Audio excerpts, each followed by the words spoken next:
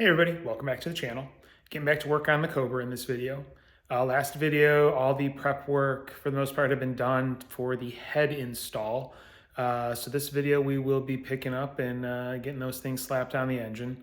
First thing I do need to do is run a tap down all of the bolt holes for the head bolts. I'll also need to clean up the head bolts themselves with a dye. And then just do a final wipe down with some brake cleaner on the deck surface, and I can put the gaskets on and start getting the heads installed. So that being said, I'm going to go ahead and get to work and start cleaning up the bolt holes. All right, so I'm going to start cleaning out all of the holes. Top five do not go into any jackets. The bottom five do go into the water jackets, so those ones will need to be sealed. So what I'll do is I'll run the tap down. It is, at least on this year block, it's a 7/16-14 is what you're going to be using tap-wise. So I'll run it down, clean the threads out, and then I'm going to spray like brake clean down all the holes just to make sure that there is no residue, and it'll be good for sealing up when it's time to install the actual heads. So going to get to work on that, get everything cleaned up as far as the threads go, and then I'll be back once I'm done. All right, all 20 holes have been cleaned out. I also did spray down brake clean in all of them. Top ones should be blind holes. There should be, so you may want to, use a Q-tip or a paper towel just to, absorb anything that's left in there because they're not going to drain out, whereas the bottom holes will drain into the cooling jacket. So anyway, yeah, the threads are clean in the bottom. That's the biggest one you're worried about because of the sealer that needs to set. One thing I will add that I forgot to mention earlier is as far as the tap goes, make sure you're using a really good tap. Don't use the $2.99 cheap Chinese made garbage you find on Amazon. You want to make sure you have something that's got good tight tolerances. I use USA made. I think it's an Irwin is the one that I bought. Wasn't, it's like 15, 16 bucks, I think. Same thing with the dye.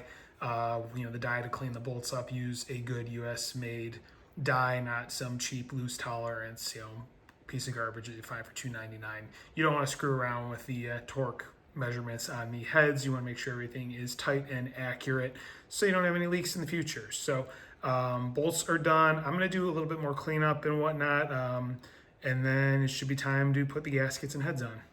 All right, quick update. I went over all the pistons with brake clean and paper towel, just trying to get as much of the loose carbon off as I could. I mean, they're not perfect, but I definitely took quite a bit off.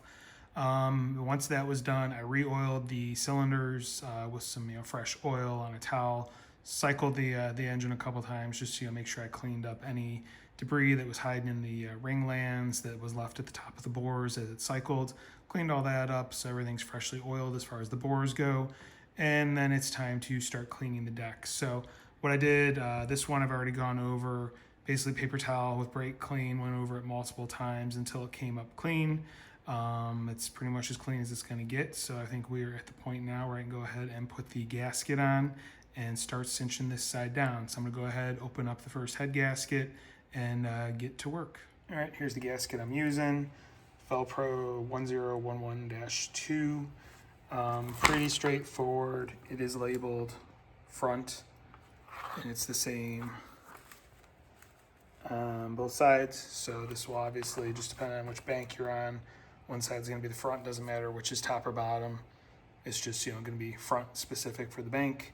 So I'm going to go ahead, get this put on the block, and then clean the head bottom off. Same thing, use some brake clean and paper towels just to clean the bottom of the head off. Make sure there's no shipping sealer, adhesive, or grease or anything like that on it. And then I can go ahead and slap it on top of the gasket. So I'm going to get that done. And real quick, when you do put it on there, just want to make sure that all your holes line up and whatnot, and also want to make sure that the rings in the gasket are not smaller than the bore. They are not. You can see the bore underneath in all the holes, so that's what you want to see. If the ring in the gasket is smaller than the bore size, probably going to have an issue with the piston hitting the gasket, and that is not the right gasket. So I'm going to go ahead and get the head cleaned up and get the first one installed.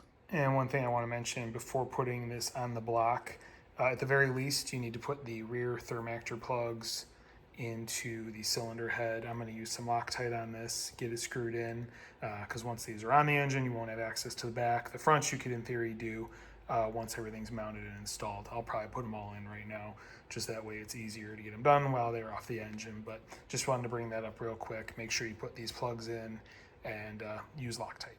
All right, see the head is in place. I have one bolt in.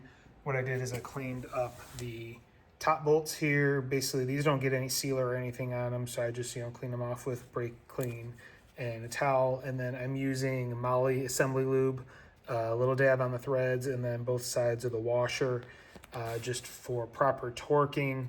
ARP, normally when you buy new bolts, they send you their Moly assembly lube. I don't have any of theirs, but I do have this laying around and it'll work. It's similar stuff. So I'm gonna go ahead and get the rest of these top bolts in. Again, just a dab on the threads and then both sides of the washer for proper torquing. All right, quick update. As you can see, both heads are on. I got the long bolts in the top row on both heads, just hand tight. I'm gonna go ahead now and I'm gonna clean up all of the shorter bolts, get all the old sealer off of them. I'm gonna run a tap down them, or a die down them. It'll be a 7/16 14, same as the bolt holes, obviously. So I'm gonna get all those cleaned up and get them installed, and then I can start going through the proper torquing procedure. All right, so I went ahead and ran a die down all the lower bolts, so they're all nice and cleaned up, as you can see there. So what you would do with these, you would put a little bit of sealer. I'm using ARP thread sealer on the bottom of the bolt threads, and then between the washer and the actual head of the bolt, and then on the bottom of the washer itself, I'm using Moly assembly lube again, same as I did with the longer bolts. That way you get the best torque rating possible. So I'm gonna go ahead, get these 5 bolts installed after getting them properly lubed and whatnot, and then we can get to the torquing. All right, as you can see, all of the bolts are in place, hand snugged. So next is going to be the torquing procedure. This is straight out of the trick flow instructions. It gives you the torquing order, where you start, you work your way out from the center, and then these are the 7/16 head bolts. So you are doing these in 4 stages, 30, 40, 50, and then I'm gonna go all the way up to 70 just to be safe. And yeah, so that is pretty much it. I'm gonna go ahead, grab a torque wrench, get to work on these, slowly work through the order. When I do the last stage, I do it to 70, and then I go back through at least one more time at the same, just to make sure that, nothing was a little bit loose based on prior torque or whatnot. So that's just, my recommendation, how I do things. I do, cycle through the last stage a couple of times just to make sure there's no more movement and everything clicks immediately, if that makes sense. So I'm gonna go ahead and get to work and get the passenger side head torqued into place. All right, driver's side is done. I did do about 3 cycles, well, I did 3 cycles at the 70 foot-pounds because the end ones, the first few, they did have a little bit of movement left in them, but by the time I got to round 3 of going through the entire cycle, there was no movement left in any of the 10 bolts. So good to go. Everything is torqued on the passenger side where it needs to be. Time to head over to the driver's side and get that one taken care of. All right, and although you can't tell, driver's side is now done. Same thing I did on the passenger side as far as cleaning up the bolts with the 7/16 14th die, Moly lube on washer and bolt head, thread sealer on the threads, went through the trick flow process, and same thing last round, which was 70 foot-pounds. I did go through that about 3 times till I got to the point where there was no movement in any of the bolts when I went to put the torque wrench on them and torque them down. So everything is done, heads are on, and torque to spec. All right, so the video's gone on for a little while, but there's one more thing I want to check, and this goes back to the last video when I did the piston to valve clearance. I mentioned that on the intake valve, which the spec is 0.080, I could get an 0.080 thickness of feeler gauges in there, but it was a little snug, but I was not using a head gasket at that time. So now the head gasket's on. According to the label for the head gasket, it does say the compressed thickness is 0.039. So got my feeler gauges here. There's a 020 and an 019, so that's your 039. And I did check, and it does fit. So we are good. It's in the gap there. Same back here, fits into that gap. No problem. Just try and demonstrate. So you can see it's in there. So that shows that I have that additional thickness on top of what I had before. So, if before I was ever so slightly snug, but could still get an 080 in there, now I have an additional 039 on top of that. So I'm good on piston to valve clearance. I have nothing to worry about. So just wanted to make that confirmation there and a little follow up in case anybody was questioning it from the last video. All right, so that being said, I think I'm going to end this one here just because next step in the process is doing the valve, the rocker arms and the push rods and getting everything adjusted to spec. And that's a process in itself.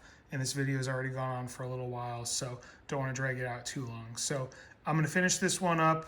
We'll come back next video, start getting the valve train all finalized, and then I can continue putting this engine back together, get the intake manifold on, then get the rocker covers on, and it is really going to start looking like an engine again. So if you're looking to follow along, see how things finish up, see how this process goes, please hit like, please hit subscribe, please hit the notification bell. If you have any questions or comments, definitely leave them in the comments section below. I do review them all. I will respond if you leave anything for me to respond to. That being said, I do appreciate you watching the video. Thank you very much and have a great day.